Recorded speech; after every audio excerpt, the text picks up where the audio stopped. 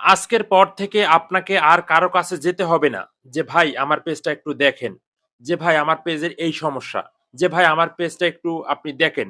অনেক বড় বড় সেলিব্রিটিদের কাছে আপনারা যোগাযোগ করেন। আজকের পর থেকে কোনো সেলিব্রিটিদের কাছে আপনার কাছে যাইতে হবে না, দেখতে হবে না। আপনার পেজ আপনি নিজেই চেক করতে পারবেন। কিভাবে আপনার পেজটা চেক করবেন, কিভাবে আপনি আপনার পেজটা দেখবেন ঠিক আছে কিনা। ভিডিও টান দিয়েন না, টান দিলে কিন্তু আপনি কিছু বুঝবেন না। তো দেখেন আমি সরাসরি ফেসবুকে চলে যাচ্ছি। নতুনদের জন্য অনেকটাই গুরুত্বপূর্ণ আজকের এই ভিডিওটা। ভিডিওটা স্কিপ করবেন না। আমি ফেসবুকে চলে আসলাম। আসার পর আপনি প্রথমত চলে যাবেন আপনার এই যে প্রোফাইল, এই প্রোফাইলে চলে যাবেন। আপনার প্রোফাইল হতে পারে বা পেজ হতে পারে, সব সিস্টেম একই। এই যে আসার পর এখানে প্রথমত দেখবেন প্রফেশনাল ড্যাশবোর্ড। আপনি তারপরে এটাতে চলে যাবেন। এটাতে যাওয়ার পর আপনি নিচে চলে যাবেন। নিচে চলে যাওয়ার পর এখানে আপনি ১ম যে জিনিসটা আপনাকে দেখতে হবে, দেখেন এই যে প্রোফাইল রেকমেন্ডেশন, পেজ রেকমেন্ডেশন আপনি এটাতে একবার চলে যাবেন। এটাতে চলে যাওয়ার পর আপনি আগে দেখবেন এই অপশনটা ঠিক আছে কিনা। রেকমেন্ডেবল রয়েছে কিনা আপনার পেজটা। যদি থাকে মনে করবেন ঠিক আছে। তারপর আপনি এখান থেকে চলে যাবেন এই যে পেজ স্ট্যাটাস দেখতে পারতেছেন?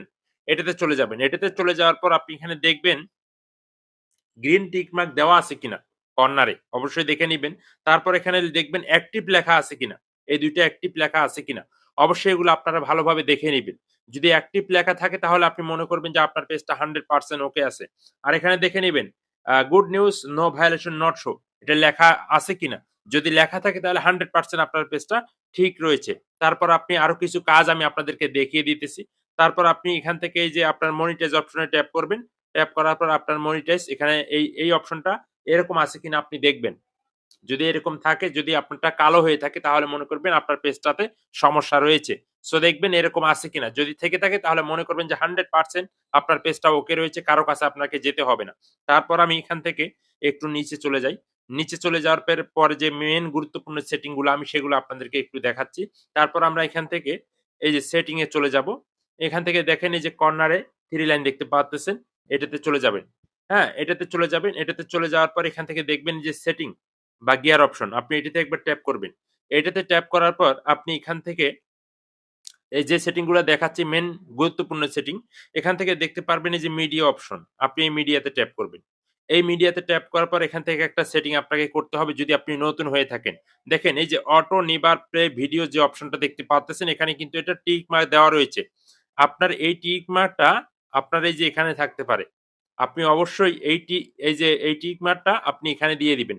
কেন দিবেন?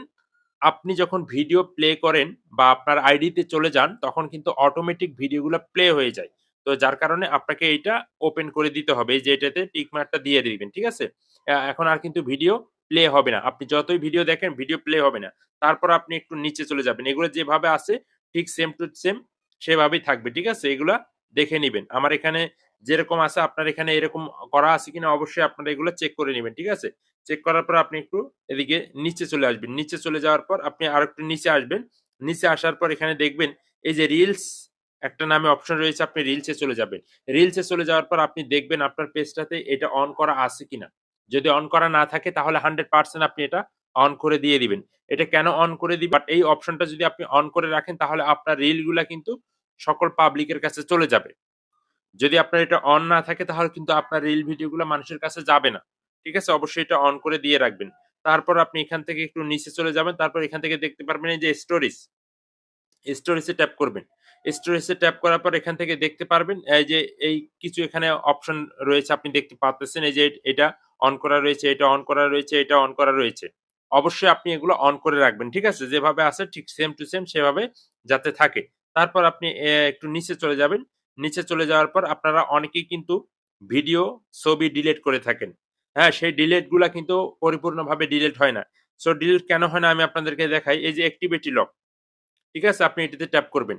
এটাতে ট্যাপ করার পর আপনি যত ছবি, যত ভিডিও ডিলিট করেছেন এ পর্যন্ত, তো সবগুলা কিন্তু আপনি এই অ্যাক্টিভিটি লকে কিন্তু আপনি দেখতে পারবেন। এই যে দেখতে পারতেছেন রিসাইকেল বিন এই অপশনটাতে যদি আপনি একবার ট্যাপ করেন, সেক্ষেত্রে আপনি এখানে দেখতে পারবেন এই যে আমার এখানে কিন্তু কোনো ভিডিও ডিলিট নাই। আপনি যে ভিডিওটা ডিলিট করবেন, প্রোফাইল থেকে ডিলিট হওয়ার পরে সেই ভিডিওটা কিন্তু এখানে পাবেন আবার। এখান থেকে আপনারা অবশ্যই এগুলা ডিলিট করে দিবেন। ঠিক আছে? তো এইভাবে করে আপনারা আপনার পেজটা চেক করবেন। যে সেটিং গুলা দেখালাম, যে বিষয়গুলো আমি আপনাদেরকে দেখালাম, যদি এইরকম থাকে আপনার পেজটা, আপনাকে আর কারো কাছে যেতে হবে না। কারো কাছে বলতে হবে না, "ভাই আমার এই সমস্যা, ভাই আমার এই সমস্যা।" আর যদি কোন সমস্যা থেকে থাকে তাহলে এগুলার ভিতরে কিন্তু আপনারা বুঝে যাবেন। এই যে প্রফেশনাল ড্যাশবোর্ডে যাবেন, যাওয়ার পর আপনি এখান থেকে এই যে প্রোফাইল রিকমেন্ডেশন আপনি এটাতে চলে যাবেন। এটা খুঁজে নিবেন। এখন বর্তমান যে আপডেট হচ্ছে, নতুন আপডেটে অনেকেই অনেক জায়গায় কিন্তু এটা থাকতে পারে। এই অপশনটা ঠিক আছে কিনা অবশ্যই চেক করবেন। ঠিক আছে? তো যাই হোক বন্ধুরা, ভিডিওটা কেমন লাগছে? কমেন্ট করে জানাবেন। ভিডিওটা শেয়ার করে সবাইকে দেখানোর সুযোগ করে দিবেন। ধন্যবাদ সকলকে।